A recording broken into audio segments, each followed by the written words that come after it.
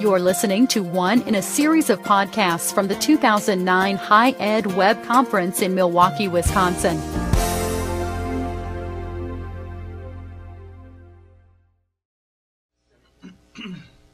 Good morning. So the backstory on the Pikachu, Pachachka, whatever you want to call it, is that Mark was talking trash on Twitter about wanting to do this style, and I said, I'll do it if you do it. So then he did it and threw down the gauntlet, so then I had to do it, and here we are.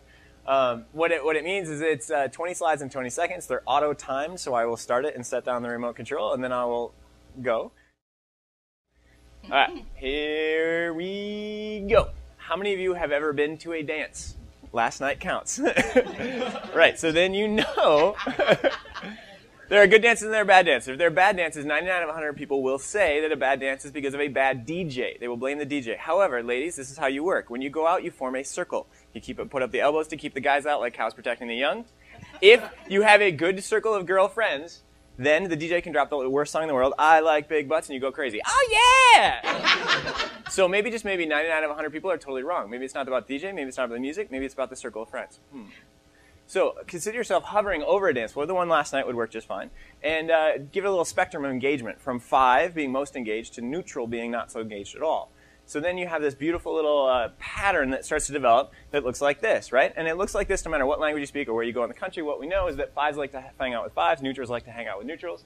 So you've all been to both good dances and bad dances. So you have this in your head already, where this is a good dance, that's a bad dance. You got them in the middle, empty dance floor with your arms crossed, making fun of the people. We don't like this. We want to go from here to here. We've got bad dances in so many ways. So what do? Generally speaking, we get wasted. We can do it a little better, because the goal is to make people comfortable, right? That's how they get involved. So that's how we've always fixed this. That's why there's free beer last night and a lot of dancing. But here's how to do it in a way that doesn't result in a hangover. Number 1, have fun. Number 2, introduce yourself. Hey, Robin, I'm Kevin. Great to meet you. Then introduce people to each other. Robin, have you met Mark? Great. There's Scott on your other side. There you go. Make small groups of people, preferably around similar states of engagement, because neutrals like to hang out with neutrals, especially if they have something in common. That's fantastic. And then get the heck out of the way. It's not about you. Really important. Step number 4 is the one that gets forgotten all the time. Some of you are visual learners, so this might help as we come up. This is what it looks like. Number 1, hey, nice to meet you. Oh, great. Nice to meet you, too. Terrific. And then it goes, have you met, right here? This is the magic sauce. If we do this, it creates a culture of this. And then more people start to spread out, and they're, have you met, and then more people show up, and boom, we've got ourselves a fantastic dance floor. This is what a great dance floor looks like. So just to review, yes and no. This is a system with massive redundancy. This is a system with a single point of failure and a massive ego, both of which are trouble. This, by the way, is also social media douchebags in the Carlin sense of the word. So dance floors in college campuses, why this matters is dance floors in college campuses are the exact same thing. They work the same way. We have tons of students that are sitting with their arms crossed at the metaphorical college campus dance floor. They're not involved. They're not engaged. They're not meeting people. That's a problem. The same way people leave a dance, not getting what they came for, students leave school, not getting what they came for. 30% dropout rate in the freshman year. That's what we got. The National Student Survey of Engagement says that 60% of students will never get involved. It's the same thing with the web. Web 1.0 started with is one-to-many publishing. We thought things would be static, and we realized we wanted to interact and decided we didn't want to interact with the content nearly as much as we want to interact with the people. So the business models that are exploding now are the ones that don't publish. They're not in the center. There's no there. Twitter doesn't tell me anything. It just facilitates the connection between me and the other people that I want to hang out with. So this is the Web 1.0, this is Web 2.0, this is the trend of all of history. The question for you is, where is your school? Where are your technology efforts?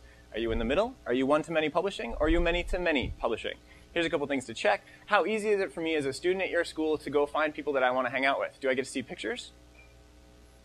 How much user-generated content is there? Paid ambassadors don't count for bloggers. That's not student-generated content. That's still one-to-many publishing.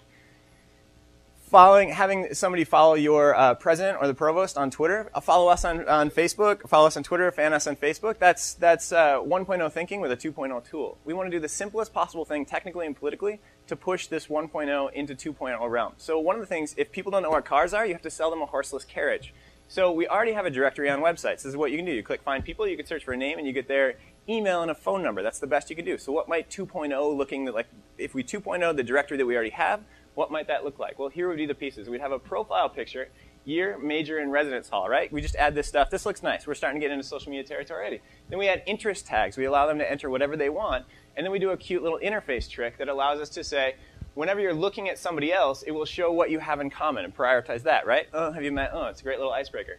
Then we'll let them connect any other service that they want, whatever the students happen to be using. They're just adding in links and it pulls in the icon. And then we have our little Lego piece. And so if we start to stack these Lego pieces, we can do amazing things with the folksonomy. So here's the directory that we get to build. So now as an incoming student or an alumni or whatever, I can quickly come in here and say, all right, who is my major? Business management, great. I really like football. Turns out that's one of the most popular things. Who in my major likes football?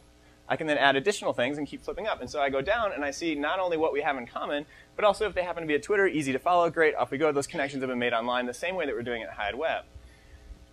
So the campus interests, it come in a big tag cloud. This is amazingly powerful. If I like photography, I can go in here. I can be reminded that I like photography, so I can add it to my own tags. I can see the 110 other people. I can click on the 110, which goes back to that find people, shows me the photographers, who's in my residence hall, who wants to do photography. Great. Think of day one, the social capital. Oh, have you met? Oh, that's going to make a much better dance floor. Mark talked about aggregating and filtering. I'm just adding publishing to this beginning. The thing to think about this when you're going for the big picture is that publishing and filtering go together. If I know that the stuff I'm going to publish is going to be read, I'm more likely to publish. If the filtering side delivers a relevant audience, this symbiotic relationship will reinforce and it will build up. Facebook does this amazingly. If I post pictures I know my dad's going to comment, that's great, so I do it more. So this is the publishing part. We're just allowing them to attach anything. These have feeds. This is the aggregation part, so we're giving the groups that stand on the campus right now.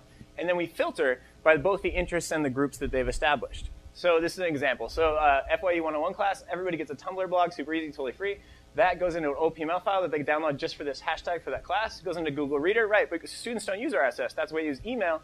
We do that as well. But wait, students don't really check email as much. Well, some do, but we also take that RSS feed and put it in the Facebook fan page for the first year experience. But wait, there's more. So we can do aggregated content that's authentic content on the first year experience page for the best blogs out of this class show up there. So now admissions has the authentic content that they all want. Now orientation has a 24/7 icebreaker. Student life gets double the involvement because that campus tag club does a great matching job. Career and alumni. Wouldn't it be great if the University of Oregon, instead of asking me for my money, asked me for my knowledge in my feeds that I'm publishing anyways and gave it to the freshmen that want my job? Wow, right? So then academics gets this learning community that can be expanded much bigger than the school itself. It's so, so simple. This is not sustainable. It's not sustainable for you as IT professionals. As the publishing gets exploded, you can't be in the middle. You can't pass these conversations through. It's not sustainable as a business model. We'll talk about that. And this is the future, and it makes a better dance. And a good dance is better for the school and better for the students, and that's why we're supposed to be here. And that's the deal.